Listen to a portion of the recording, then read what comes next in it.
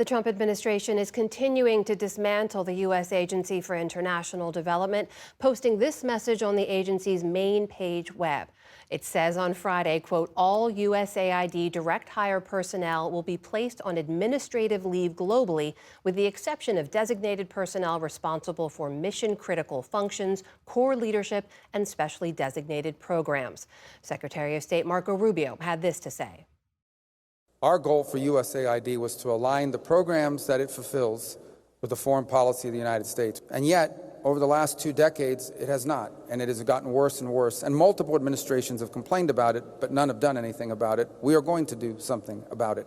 This is not about ending foreign aid. It is about structuring it in a way that furthers the national interest of the United States. For perspective on all of this, we turn now to Andrew Natsios. He was the administrator for USAID during the George W. Bush administration. He's now at Texas A&M University. Andrew Natsios, welcome back to the NewsHour. I just want to start with your response to what we've seen over these last few days, essentially a complete takeover of USAID by Elon Musk, and now the entire team placed on leave. It's not a takeover, it's a destruction of the agency. And I just want to say I've always had respect for Marco Rubio, and I don't now because of the nonsense he just said. AID was more aligned with President Bush's foreign policy than the State Department was, and sometimes even than the Defense Department was. That's not the problem. The problem is they don't have an administrator to run the agency to move it toward the right. Whenever a president takes office, they appoint people who agree with their point of view. When there's a Republican president, AID moves to the right. When there's a Democratic president, AID moves to the left, as it should.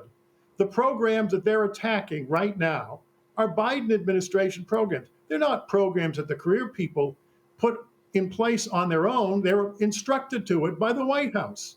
Why are you blaming the career people at AID for something that Joe Biden did? I don't understand it. It's ridiculous.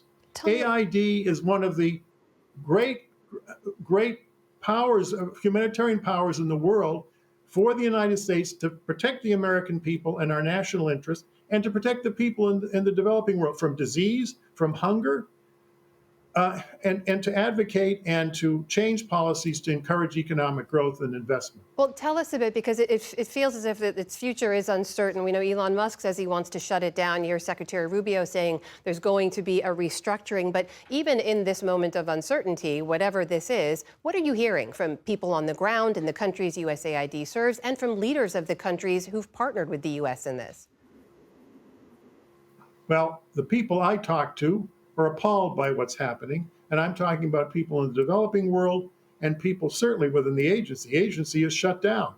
We can't field DART teams, disaster assistance response teams, which we created 35 years ago when I was the director of the Office of Foreign Disaster Assistance, which go to disasters all over the world, in civil wars, in famines, in refugee emergencies, and earthquakes. We can't field those DART teams anymore. Our anti-polio eradication program is not functioning right now because the missions are shut down. They're going to close all 80 missions? That's the stupidest idea I have ever heard. The most powerful thing we have going for us in the developing world are the USAID missions, 2/3 of whom are local people. They're people with advanced degrees who worked for aid for many years, who help run our programs. 2/3 of the aid workforce aren't even Americans, and they don't work for very high wages, I have to tell you. And they do important work, and shutting this whole system down makes no sense at all. The notion that people have been, who's been complaining about aid? The Defense Department, career military, does not complain about aid. They complain about the State Department if you talk to them. And I have great respect for our diplomats. I was a diplomat for a while, but the reality is AID is far more like the Pentagon because it is an operational agency that gets stuff done. State Department is a policy-making body.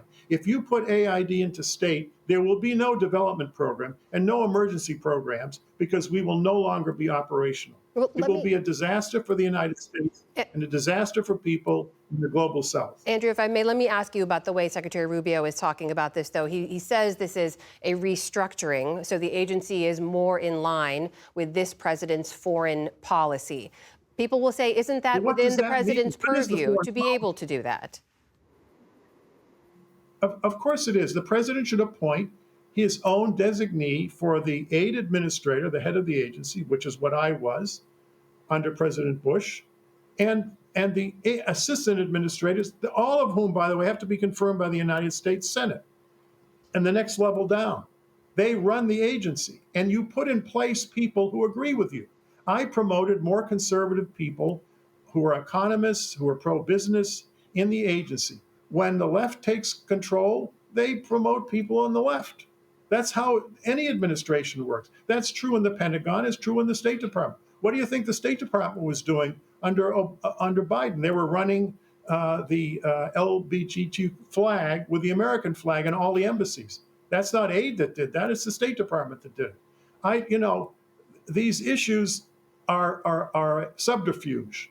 I think what they wanted to do is to show that they were in control, and they wanted to make cuts, and they've made up these illusory charges against AID that make no sense and are not accurate.